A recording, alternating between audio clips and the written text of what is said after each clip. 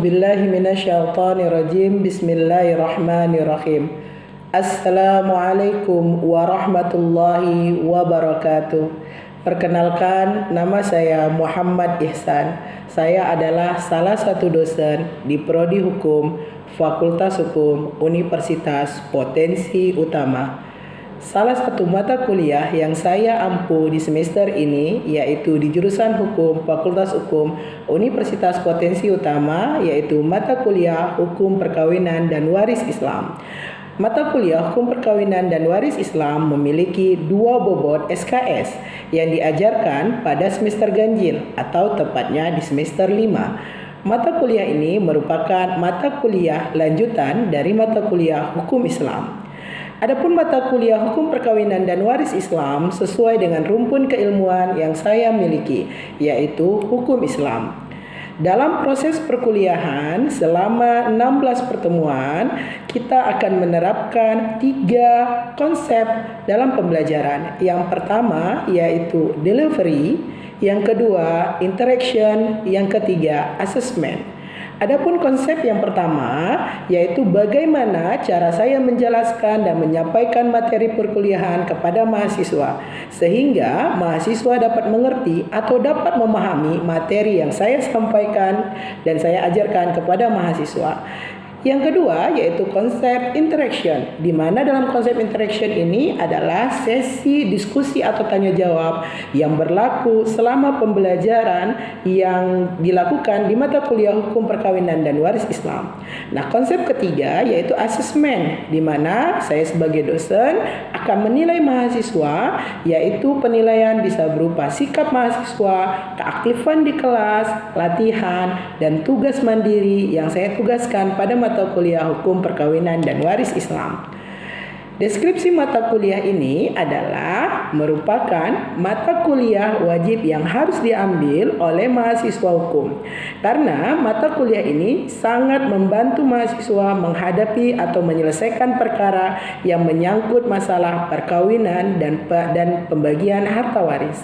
Apalagi kalau mahasiswa kelak setamat dari Fakultas Hukum Universitas Potensi Utama mengambil karir sebagai praktisi hukum, maka mahasiswa yang mengambil karir sebagai praktisi hukum pasti akan menghadapi yang namanya perkara perkawinan dan juga perkara tentang harta waris.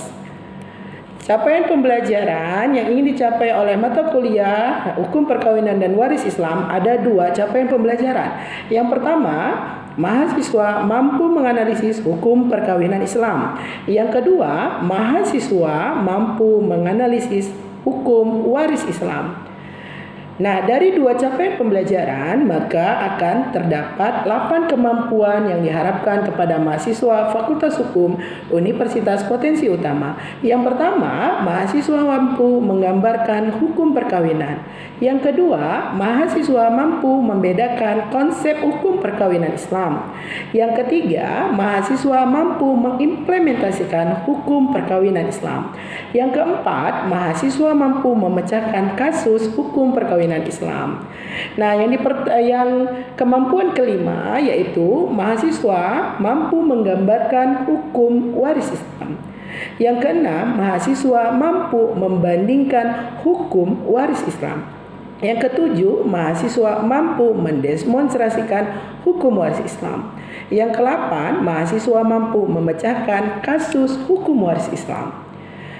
Adapun sistem pembelajaran mata kuliah Hukum Perkawinan dan Waris Islam meliputi unsur yaitu unsur dosen, yang kedua unsur mahasiswa, yang ketiga materi setiap minggunya yang akan saya sampaikan, yang keempat fasilitas pendukung untuk mempermudah perkuliahan pada mahasiswa.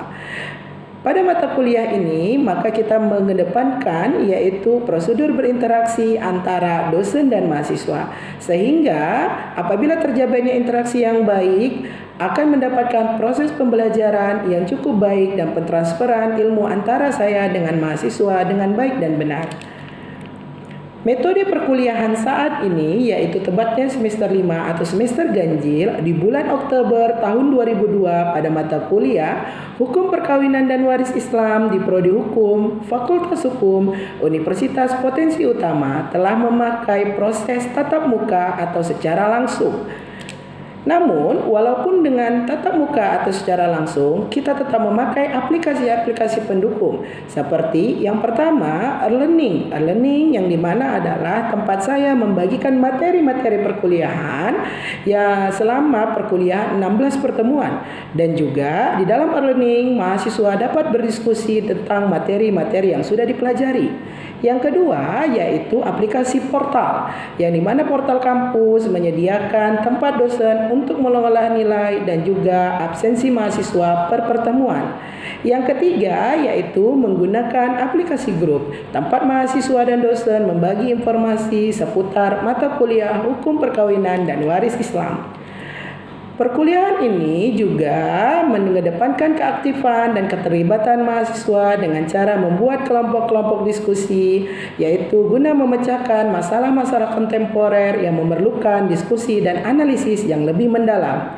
Dan di akhir setiap diskusi atau perkuliahan akan kita ulas kembali di mana saya sebagai dosen pengampu akan mendudukkan pemahaman dan menyatukan visi misi atau pemahaman mahasiswa antara satu dengan yang lain dan juga pemahaman saya terhadap mahasiswa. Di akhir pertemuan, mahasiswa akan diperintahkan untuk ditugaskan berupa studi kasus, sehingga mahasiswa dapat mengetahui bagaimana cara menyelesaikan suatu perkara dalam hal permasalahan, perkawinan, dan pembagian harta waris dalam hukum Islam. Nah, walaupun sudah dengan tatap muka, namun ketika perkuliahan secara online atau secara daring, saya memakai beberapa aplikasi pendukung perkuliahan seperti Zoom, yang kedua Google Meet, yang ketiga e-learning, yang keempat Classroom, yang keempat Google Form, yang kelima yaitu portal kampus. Nah, adapun sistem penilaian mata kuliah atau sistem penilaian mata kuliah Hukum Perkawinan dan Waris Islam sesuai dengan RPS dan ketetapan kampus, di mana bobot penilaian meliputi ada 4 yang harus dipenuhi. Yang pertama kehadiran, yang kedua tugas, yang ketiga UTS, yang keempat UAS. Nah, presensi atau kehadiran akan kita beri bobot nilai 10% yang meliputi sikap dan juga tanggung jawab. Yang kedua yaitu dengan bobot 20% atau tugas meliputi penguasaan materi, kerjasama, dan komunikasi. Yang ketiga yaitu UTS kita berikan bobot 25% dalam penilaian yang dilaksanakan di pertengahan pertemuan di pertemuan ke-8. Sementara yang terakhir yaitu ujian akhir semester kita beri bobot sebanyak 35% yang dilaksanakan di akhir pertemuan atau di pertemuan ke-16. Baik, itulah gambaran tentang mata kuliah Hukum Perkawinan dan Waris Islam. Berikut ini saya akan memperlihatkan video perkuliahan saya yang dilakukan secara tatap muka atau secara offline, yaitu di pertemuan ke-14 mata kuliah Hukum Perkawinan dan Waris Islam di Fakultas Hukum Universitas Potensi Utama. Oke, baik. Assalamualaikum warahmatullahi wabarakatuh. Ya, bagaimana kabarnya hari ini? Iya, alhamdulillah. Semoga masih dalam lindungan Tuhan, dalam lindungan Allah Subhanahu wa taala. Walaupun di luar sana dalam keadaan hujan, tapi tetap semangat kita untuk menghadapi perkuliahan pada hari ini. Seperti biasa, sebelum kita memulai mata pelajaran, kita akan mengabsensi terlebih dahulu mahasiswa yang hari ini hadir, yaitu Aulia, hadir Kak, ya, Nur Fadilah, oke, Lutfia, oke, Asrian Dwi Putra, oke, Haki, hadir, ya, alhamdulillah sudah hadir semua. Nah, seperti kontrak belajar kita atau silabus atau RPS yang sudah kita sepakati, bahwasanya hari ini adalah pertemuan ke-14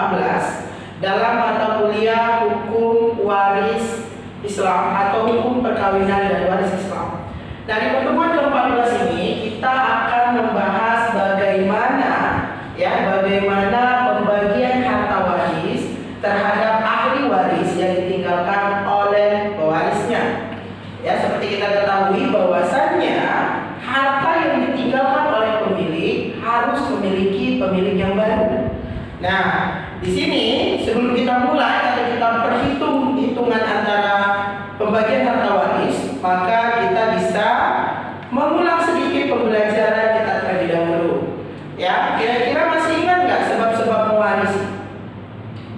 Ya, sebab-sebab mewarisi, sebab-sebab terhalang warisan. Kira-kira masih ingat tidak? Sudah pada lupa nampaknya. Ya, memang penyakit dari kita ini banyak hafalan, maka banyak yang dilupakan. Ya, lebih baik kalau sudah banyak hafalan berarti tidak banyak yang dilupakan. Tapi tidak salah kita mengulang kembali, lancarkan jika diulang. Kita lihat di slide di atas bahwasanya sebab-sebab mewarisi, yaitu yang pertama ada hubungan darah atau nasab. Ya, ada hubungan darah atau nasab. Yang kedua karena ada terjadinya hubungan pernikahan. Yang ketiga, perbudakan ini adalah melepaskan budak. Tapi poin ketiga ini memang untuk zaman sekarang tidak kita laksanakan. Ya, nasab itu adalah hubungan darah. Ya, hubungan darah antara ayah dan anak. Kalau hubungan pernikahan itu bisa jadi suami dan istri yang awalnya tidak mahram menjadi mahram atau menjadi halal hubungannya.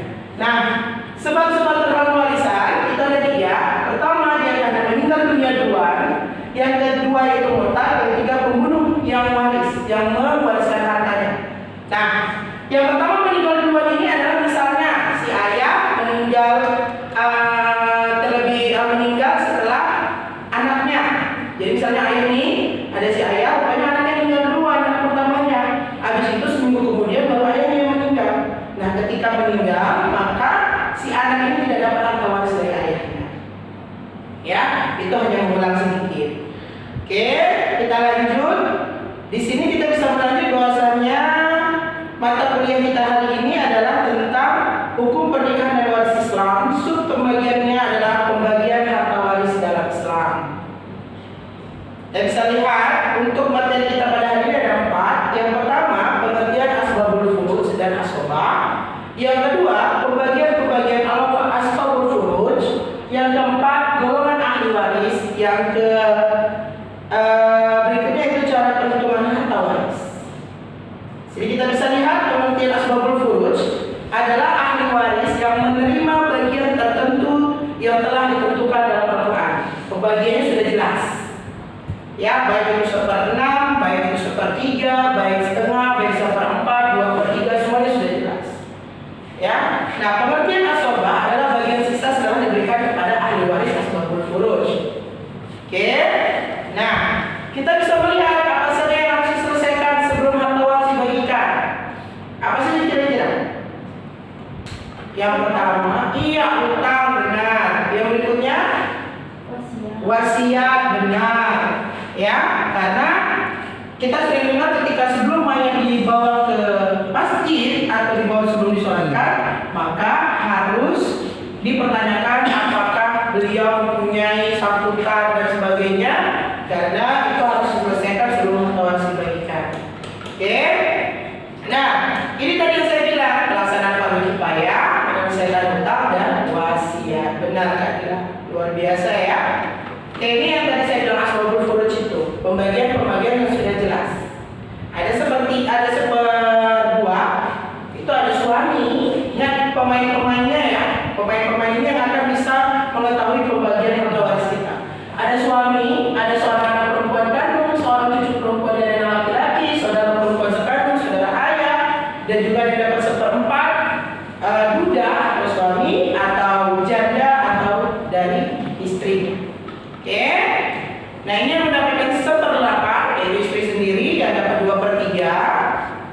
Oke, sudah bisa dilihat. Nah, dia dapat 1/3 dan 1/6 ini ya. Nah, pembagian yang ada ini ya terdapat dalam Quran surah An-Nisa. Nah, jadi Anda juga bisa melihat Nah, ini memang tidak bisa sekali sepilas seperti saya bikin slide ini, habis itu ingat, itu tidak. Karena pembagian ini cukup memerlukan waktu untuk menghafalnya. Ya, nah ketika kita nanti untuk pembagian perhitungan juga boleh untuk melihat. Karena terkadang kita lupa, karena pembagian harta waris ini sudah disesuaikan dengan ketentuan yang sudah ditentukan oleh Tuhan.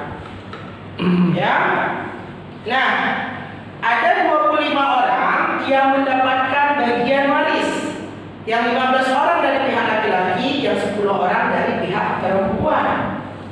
Dari pihak laki-laki ada 15 orang. Nah, ini nama-nama yang di atas, bukan seperti foto yang di atas, ya, tapi nama-namanya. Ini hanya untuk mensegarkan kita, ya, bahwasanya laki-laki itu ganteng, kelas, ya kan? Bukan laki-laki itu cantik, gitu, tapi ganteng. Nah, ini juga bisa dilihat di dalam Al-Quran dan buku panduan yang sudah kita bagikan. Nah, ya, kalau yang ini 10 orang perempuan, nah, Masya Allah sekali bukti yang di atas ini ya.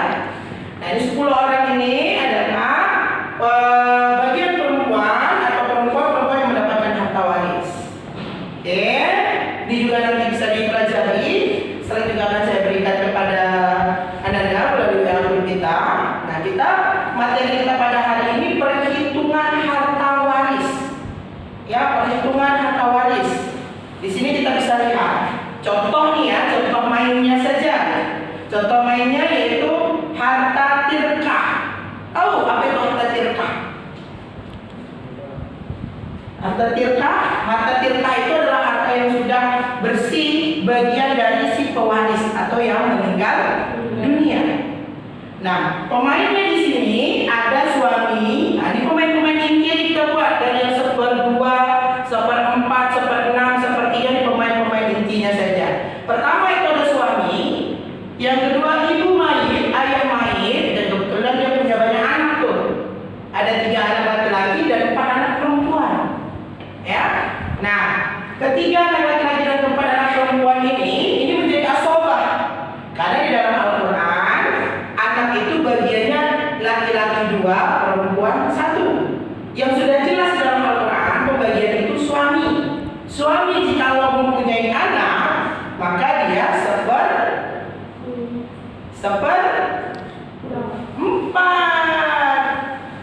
Kita lihat di sini duda dari harta almarhum istri.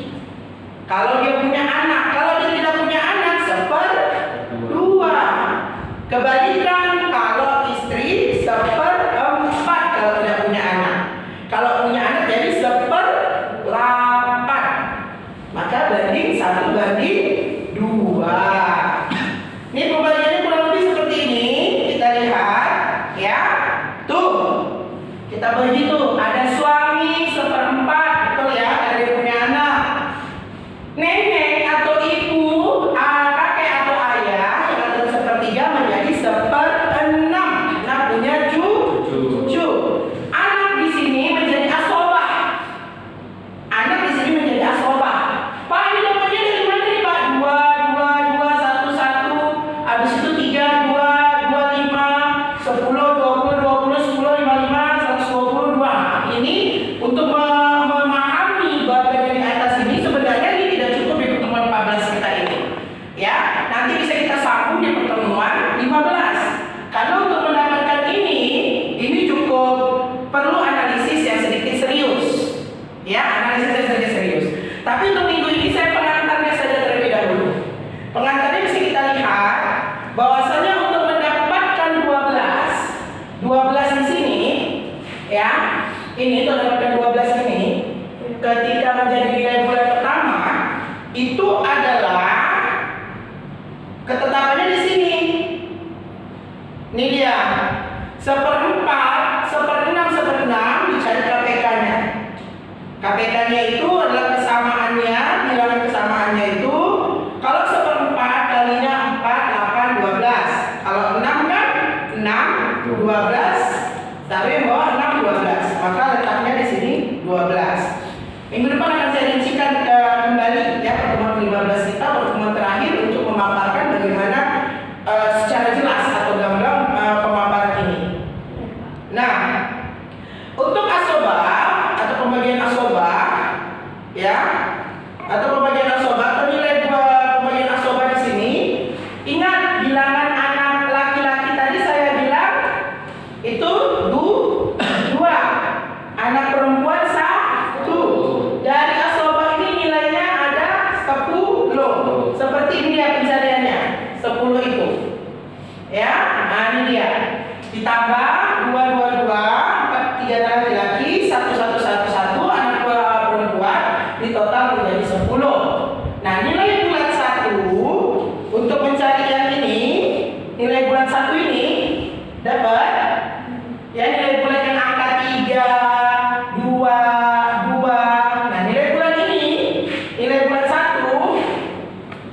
Ya, nilai bulan 1 ini dapatnya dari sini. Ini dia. Ya, 1/4. Tadi kan bagian ayah, 1/6 bagian nenek dan kakek, ya kan? 1/6 bagian. Nah, di sini kita melihat ketika kita tadi mendapatkan KPK. KPK-nya tadi berapa? Kalau yang ini 4, 8, 12, 6, 12, 6, 12. Maka jumlahnya ini 3, ini 2, ini 2. Ya, dapat. Udah? Pak, coba yang ini kok bisa dapat 5, Pak? Nah, 5 ini adalah dari pengurangan, ya, pengurangan dari jumlah nilai bulan pertama yaitu 12. Ya, 12-nya dapatnya di sini. Ini dia. Asal masalah jumlah nilai bulan 1 yaitu 12. Asal masalahnya ini asal masalah kita bilang 12. 12 dikurang jumlah ini. Ini berapa? Ini jumlahnya berapa? 7. Maka ini 12 ini dikurang 7 sama dengan 5. Inilah dia ya. Mendapatkan asobah yang 5 itu bagian anak. Maka kalau di total 3, 2, 2, 5, 12 sama dengan asal masalah. Ya, sama dengan asal masalah. Pak, nilai bulan 2 itu dapat dari mana, Pak? Ini tadi nilai bulan pertama. Nilai bulan 2 itu dapat dari mana, Pak? Maka kita bisa melihat nilai bulan 2 itu adalah nilai bulan 1 dikali total jumlah asobah. Nilai bulan 1 dikali jumlah total asobah. Ini dia. Nilai bulan 1 yang 3 dikali jumlah asobah. Kalau yang itu 3 kali 10, maka ayah dapat 30. Nah, kalau kakek nenek kan 2 di situ kan, dikali 10.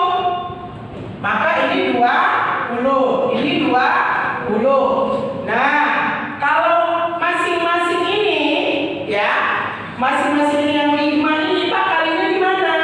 Karena dia bagian 1 anak itu 5. Kalau untuk perempuan berarti tetap 5, kalau laki-laki jadi 10 karena dia itu dikali 2. Ingat rumusnya, laki-laki dapat 2 bagian, kalau perempuan hanya 1 bagian. Baik dia nanti menjadi asobah anak maupun dia menjadi suami atau menjadi istri. Ya, menjadi suami atau menjadi istri. Nah, Pak, 400.000 dapat dari mana, Pak? 400.000 itu dapatnya dari sini. Ya. Nah, 400.000 kita bisa lihat di harta tirka tadi berapa? 48 juta dibagi 120. 120 itu mana, Pak? 120 itu ini nilai bulan 2, total nilai bulan 2, ya kan? 148 juta dibagi 120, maka dapatnya kurang lebih 400.000. Udah dapat dia 1 bagian 400.000. Nah, 400.000 inilah nanti yang dikali 30, yang dikali 20, yang dikali 20, yang dikali 10, yang dikali 5. Dapat kan? Dah. Ketika sudah dikali, maka pendapatannya ini 12 akhirnya.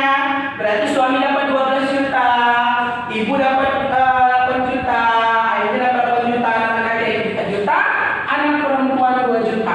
Totalnya 48 juta. Ingat, total ini harus sesuai dengan harta tirkah.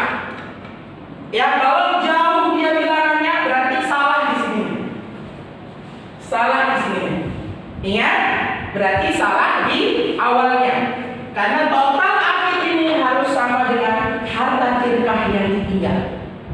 Ingat ya, harta tirkah itu kalau menurut undang-undang kita sudah dibagi 2. Sudah dibagi 2. Berarti kalau 48 juta kali 2 berapa? Berapa kira-kira? Ini 6, 96 ya. 96 juta suami istri punya harta dibagi 2. Kan yang meninggal si istri, ya kan? Maka yang 48 juta ini suami masih punya berhak 1/4 dari 48 juta. Kebalikannya gitu. Kalau meninggal si suami, si istri dapat 48 juta, dari 48 juta yang sebelah sini, suami istri berhak mendapat 1/8. Oke? Ini gambaran untuk pertemuan ke-14. Ya, sebelum kita tutup kira-kira ada yang ingin ditanyakan sampai di sini? Pak, saya minta. Ya, silakan Kakak. Bagaimana kalau pembagian harta waris itu bagi pelaku poligami? Oke, pertanyaannya cukup bagus ya Kak Dila ya. Kak Dila namanya kan? Nah, Kak Dila cukup bagus menanyakan kalau bagaimana pelaku poligami Pak. Berarti kan kalau poligami itu si A, kita hapus ya. Ini berbagai Pak, ini Pak, isinya minggu depan kita ulang lagi. Misalnya si A, ini suami kita bilang ya, atau laki-laki suami lah kita bilang, menikahi si B, si C, si D, si E, kan boleh 4 ya, boleh 4 ya. Ini berarti istri.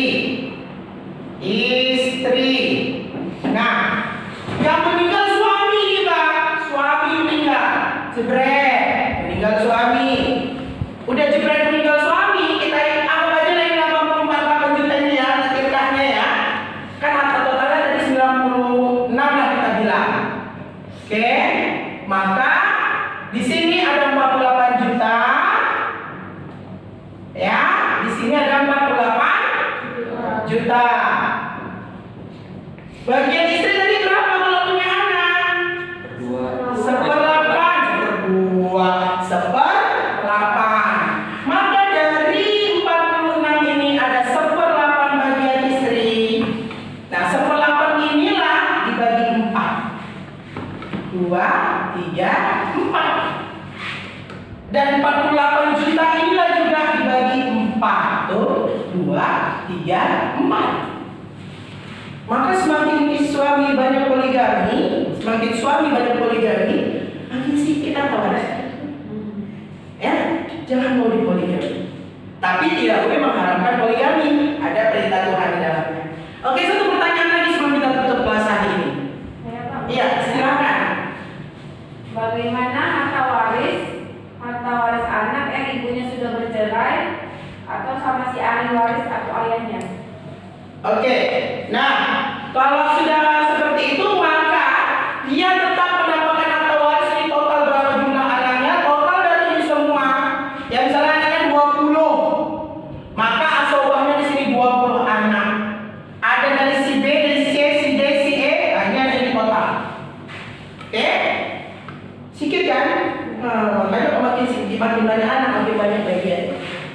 Oke, demikian ya. Semoga penggambaran kita pada hari ini menambah razanah ilmuwan kita, menambah wawasan kita tentang hukum waris Islam. Insyaallah